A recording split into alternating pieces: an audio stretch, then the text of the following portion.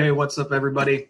Welcome to What's Up, the show where we talk all things energy. We'll share some stories, maybe share some laughs, and give you the information you need to make informed energy choices. I'll be your host for this episode. My name is Colin Adkins, and I'm joined by my fellow community energy advisors from Cornell Cooperative Extension, Danielle Salisbury and Sean Welsh. Through this program, local community energy advisors in 10 regions across New York State help residents and businesses reduce their energy consumption and energy costs and make informed energy decisions. There's a number of ways you can get a hold of us. We'd love to hear from you, get your comments, get your questions. You can post them in the comments section. You can also send us an email, give us a call. We'd love to hear from you. Tell us what you think.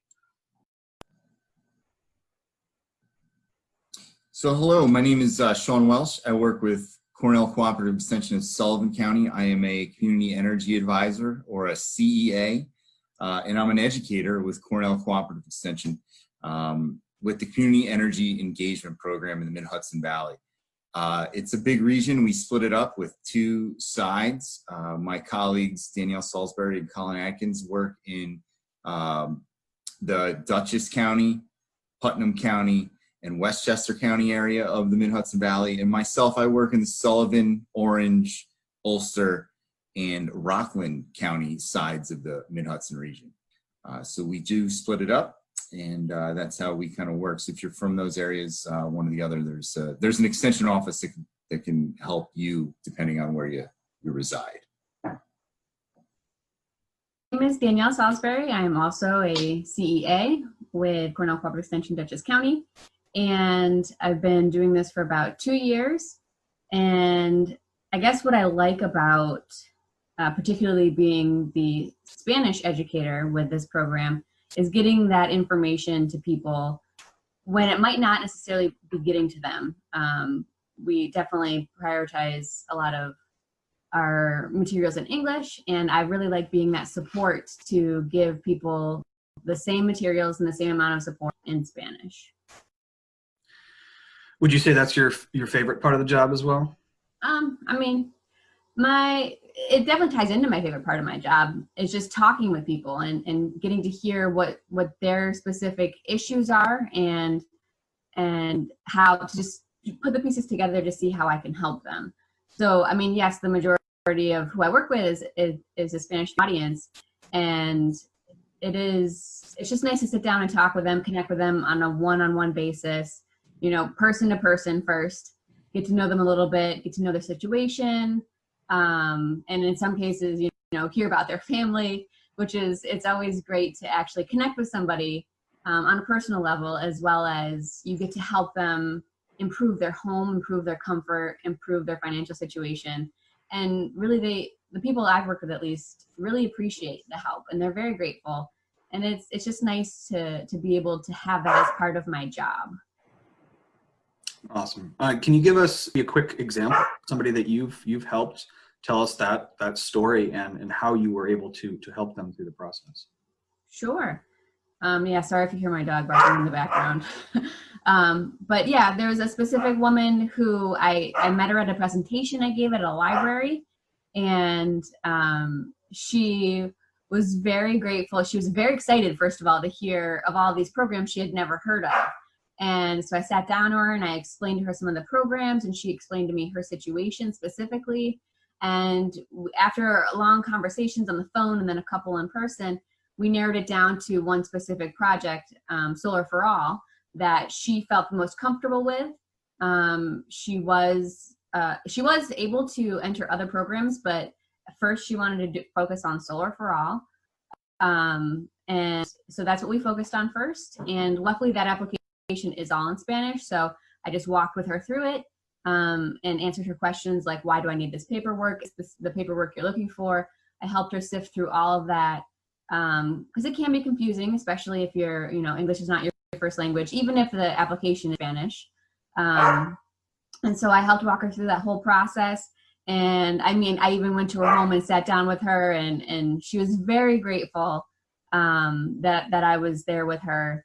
And I followed up with her and for any questions she had, maybe like a month later, and she was, again, just so grateful, such a nice, pleasant person to work with.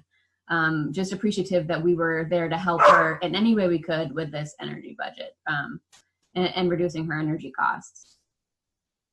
Yeah, that's a great question. One of the highlights of the folks that we've helped over the last couple of years since we got involved with this program was a consumer who needed a litany of work done to their home. It was a home that fell on disrepair after kind of a long-standing inheritance situation, and it needed work. So it needs some different things with the roof, different electrical work. That was because of a leaking roof. So once we got those issues kind of resolved with a program that could help with the repair a little bit, we looked at what else she would be eligible for in NYSERDA's menu of energy efficiency programs. So, you know, it's a great kind of example of how the Cornell Cooperative Extension Community Energy Engagement Program can look at not only the programs that are available through NYSERDA in the state, but also what else is out there available in the landscape of home repair programs, utilities, and different things that can help consumers get things that they're eligible for. It reminds me of you know, the house that I grew up in. Actually, we moved around a lot when I was growing up, and then we found ourselves in northeastern Connecticut. My family purchased this old like colonial house, but it had been totally left you know, unattended. Like it was actually literally had went there and like dropped off like vans and all kinds of crap in the backyard, right? And over this really long, you know, period of time, that there was the cleaning out of everything. But then, like, once we made the house habitable, we also quickly realized that first winter, like how uncomfortable this old leaky house was. And there came a time when I think it was in the recession in the early 2000s, when my mother was in between jobs and stuff, that we were eligible for some of the utility programs out in that area that would come in, do an energy assessment. They would write some packages, some things to help lower the energy costs, make you more comfortable at home. And then those changes came in. They helped us out. They did some insulating, some air sealing, recommended some bigger stuff that we could do down the road. And it's actually just really cool how, in retrospect, now I get to help people that are in that exact same spot where they don't know where to go or how to do some of these things, or they're just looking for some help. And I think that's one of the really cool things about what we get to do. I would agree. I would completely agree. Cool. Thanks so much for talking with me today, Sean. We're going to hopefully get some other voices in here to share their experiences as well. And once more, anybody looking to join in the conversation, we'd love your questions, your comments, and your feedback. Post them in the comments section or send us an email. Our contact info is on the screen. Thanks, everybody. And